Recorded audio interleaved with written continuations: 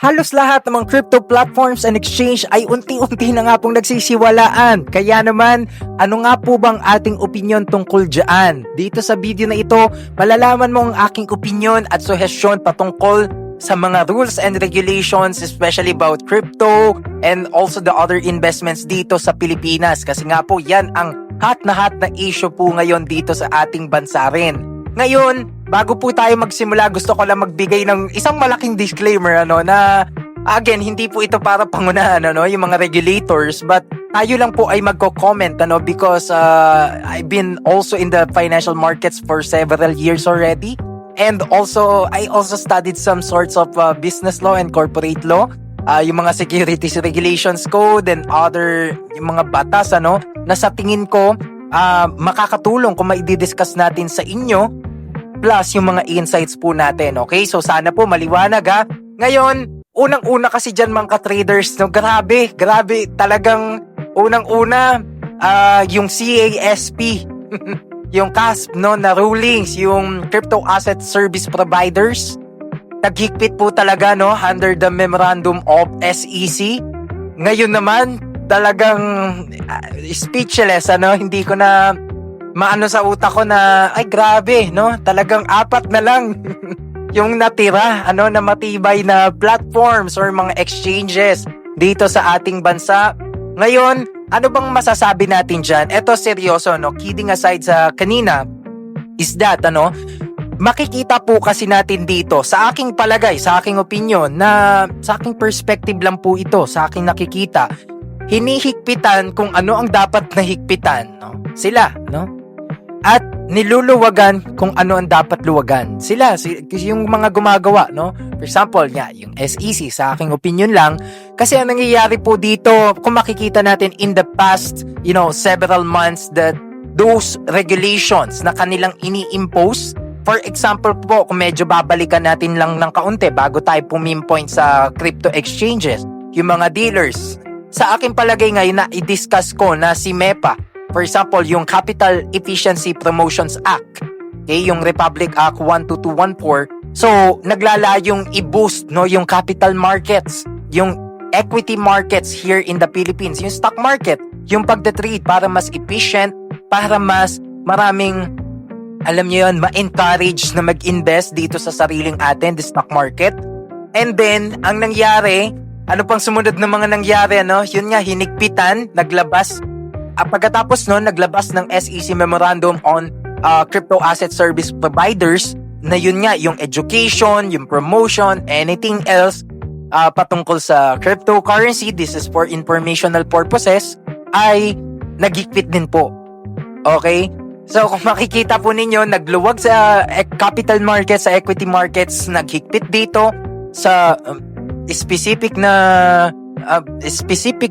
field which is cryptocurrency, the blockchain, Web3. So kasama na yan. And ngayon naman, makikita natin sequence inuunti-unti na kung saan, sa aking opinion ito na nga, talagang inimplement na hindi na gumagana yung mga ibang websites kung ikaw ay gagamit doon mga crypto exchanges na yun. Kaya anong masasabi natin dito? Makikita natin na paunti-unti ng eto na nga na exchanges naman ang sinunod ngayon. So hindi para magbanggit pero sige for example lang naman for educational purposes ano ba yung mga parang binan na nga parang syempre investor alert na. So, ibig sabihin, talaga binalaan na yung publiko. But at the same time, makikita na natin dito na hindi na ma-access yung website nila sa public domain dito sa Pilipinas, yung server. So, trinay ko rin, wala na. Yan, yung mga OKX, yung Bybit, hindi ko na ma-access personally. Yun din kasi yung mga ginamit ko in the past, So, ngayon, andun na lang yung natitira. Well, yun nga, as I mentioned, yung mga natitira na lang is, for example, yung tinatawag natin na, yan nga, yung BSP regulated na CoinsPH, number 2, yung Gcrypto, sa Gcash, and then number 3, yung tinatawag natin na na Maya, meron na din kasing crypto doon, and lastly, saan? Sa PDAX. Okay, so ngayon, anong recommended ko na lang dyan? Well, kung ganun nga talaga, syempre, as traders, as influencers, as content creator, we have to comply, syempre naman.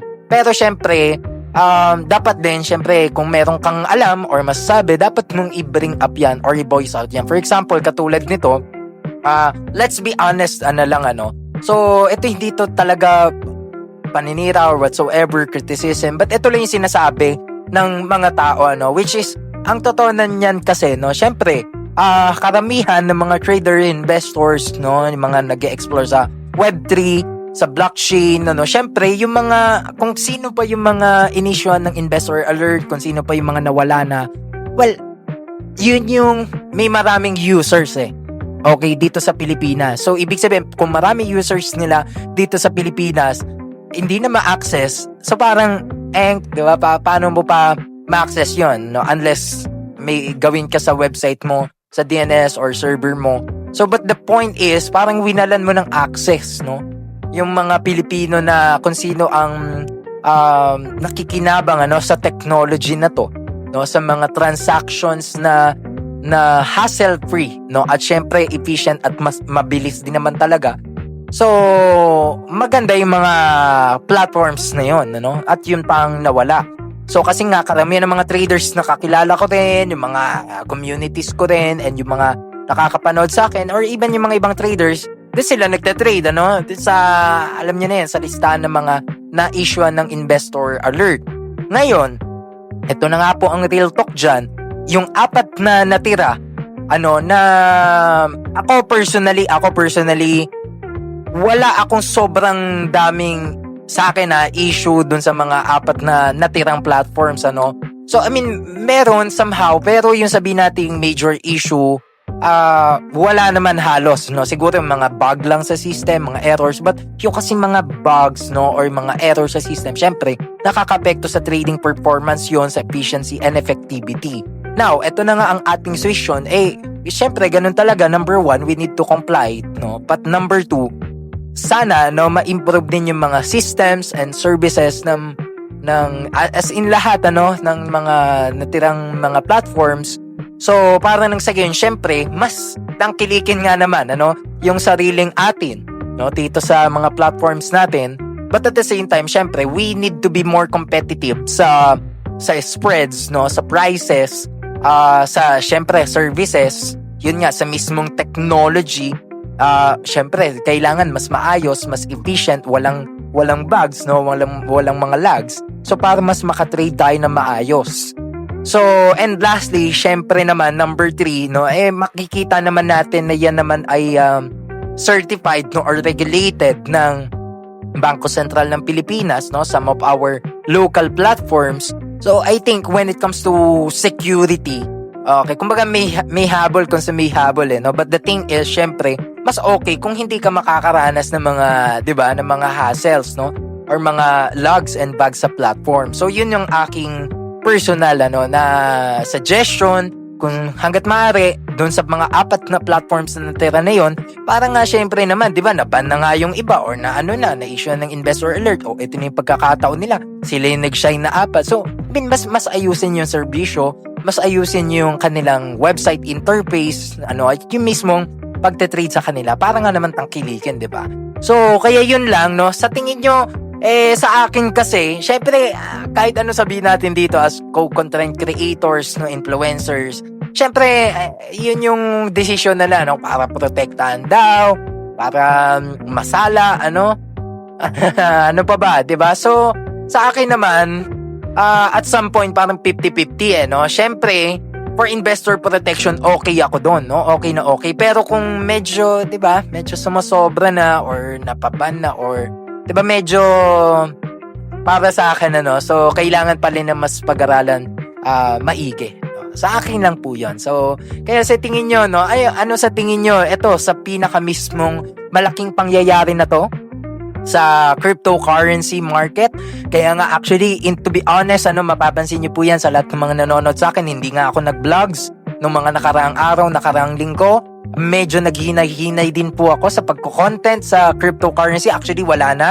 Simula June pa, hindi na ako nagbablog tungkol sa crypto. As in, ngayon ko na lang din nabanggit nga, para lang naman sa education purposes ng ito, ano, hindi para magdikta or magturo or whatsoever, dahil nga medyo bawal na, ano. So kayo mga ka-traders, ano sa tingin nyo, okay ba? O ligwak ba, no, yung kanilang decisions, rulings patungkol dito? Kasi to sum up na lang, niluwagan yung sa capital markets ng Pilipinas, binawasan yung stock tax, transaction tax, no, and then dinagdagan yung 20% na final withholding tax sa savings para wag ka na mag-save, i-invest mo na lang daw. And then naghigpit naman niya yung sa crypto. Makikita nyo na may niluluwagan, may hinihigpitan. So yun yung pinaka parang okay, ito yung nangyayari sa ngayon, no.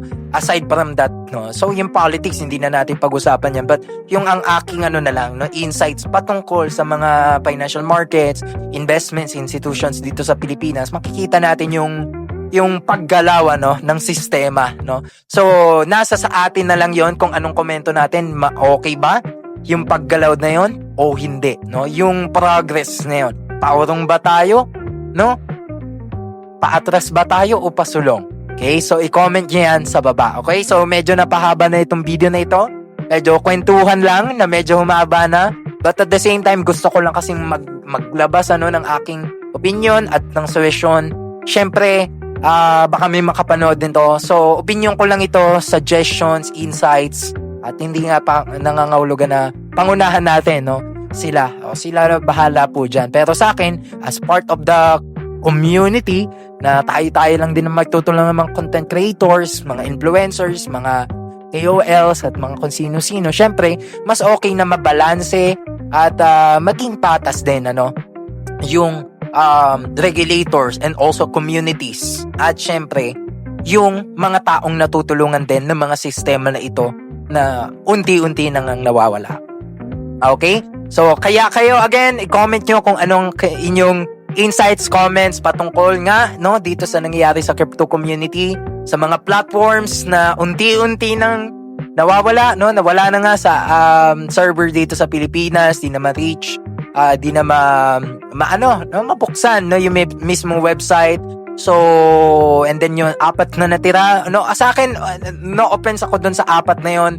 May mga kaibigan nga ako doon, but the point is syempre when it comes to business, consumer to business side, client ako, business sila, syempre platforms, exchanges, syempre mararamdaman ko syempre na dapat okay, 'di ba, na mas ayusin pa nila, mas pagbutihin pa nila yung kanilang systems and services patungkol sa mga tao, okay, sa mga transactions, okay. So yun lamang, again, the Estudyante Trader here. So marami pa tayo upload na katulad ng ganito at sumubaybay lamang po kayo. So, pasensya na medyo humaba na, but dito ako natatapusin, and see you on our next episode. Bye bye guys.